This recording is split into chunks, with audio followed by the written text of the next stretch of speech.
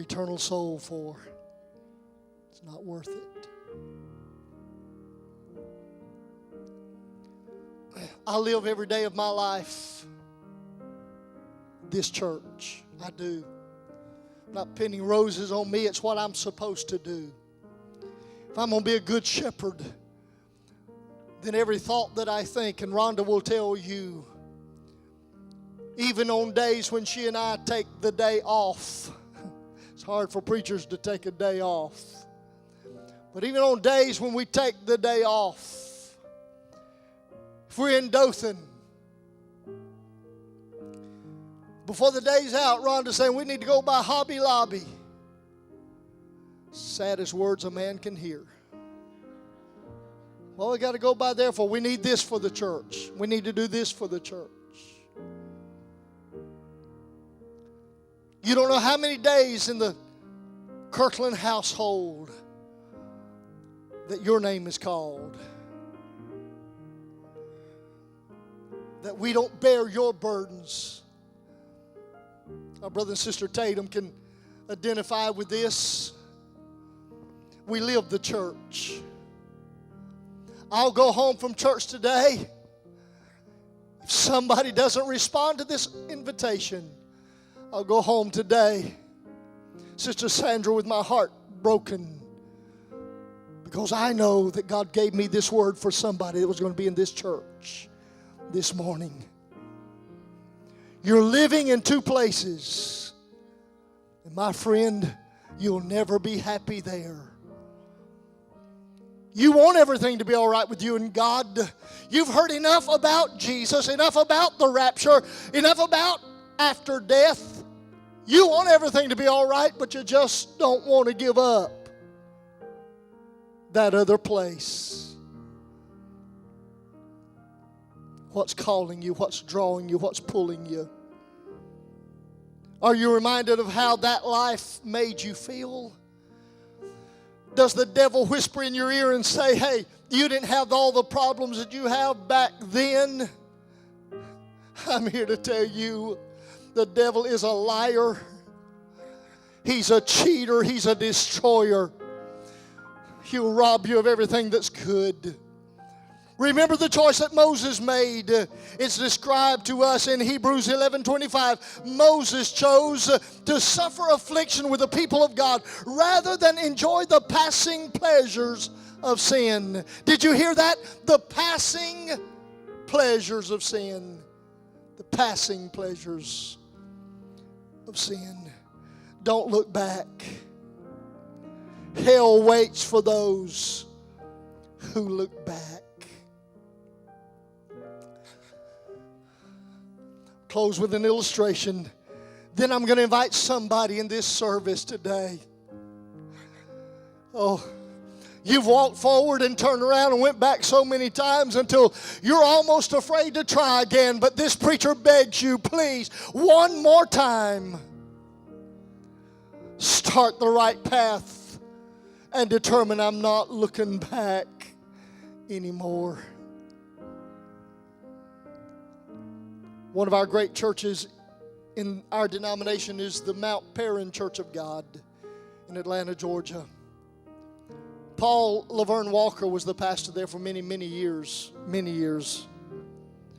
Brother Walker told a story one time. I never forgot it. Told the story of a sitting in his office one day. His secretary called back to him and said, Brother Walker, there's someone on the line. There's a lady in the hospital and she's not doing well. They've asked if you would to come and visit her. Brother Walker pastors a church of several thousand. And he didn't normally make those calls. He had people on his staff that did it. But that day, for some reason, Dr. Walker went to pay the visit. There's an elderly lady there in the hospital. Sure enough, she was dying. Brother Walker went in and visited with her, he and one of his staff members, and he talked to her for a while, and while he was talking to her, the Spirit of the Lord began to move, and God convicted the woman of her sins, and she repented on what they thought was her deathbed. Dr. Walker left the room that day, and a couple of weeks passed by, and he was in the church having a service, and he called people to come to stand around the altar and looked out, and lo and behold, there stood that woman that the doctor said was dying. Finally, he got to know some of her story. She was a former madam on the streets of Atlanta, Georgia. She had been, as a young lady, a prostitute. Lived her life on the streets in Atlanta, Georgia, selling her body to the highest bidder. Finally, when she became so old that nobody was interested in her anymore, she started getting young girls that she would sell out to the men in Atlanta. Now, broken, wasted, with nothing. She was living in the projects in the inner city of Atlanta. She gave her heart to God, became a faithful attender, even a member at Mount Perrin Church of God. One night, Dr. Walker was getting ready to turn in for the night. His cell phone rang, and it was one of the staff members who was over the visitation for that week.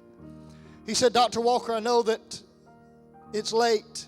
Maybe I shouldn't be disturbing you, but call the lady by name and said, I just got a call that the ambulance is on the way to her house, and it doesn't look like she's going to make it very long." Dr. Walker said, "Come by here and pick me up. I want to go with you to her house." He'd never been to her house.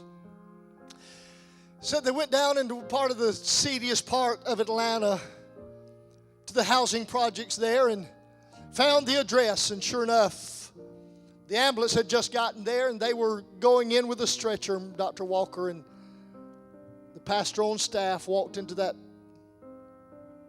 little apartment house. She was laying on the couch. They said, "Pastor, we need to hurry up and get her to the hospital. It's not looking good for her." Dr. Walker said, "Can I just speak to her before you take her out?" Dr. Walker prayed with her.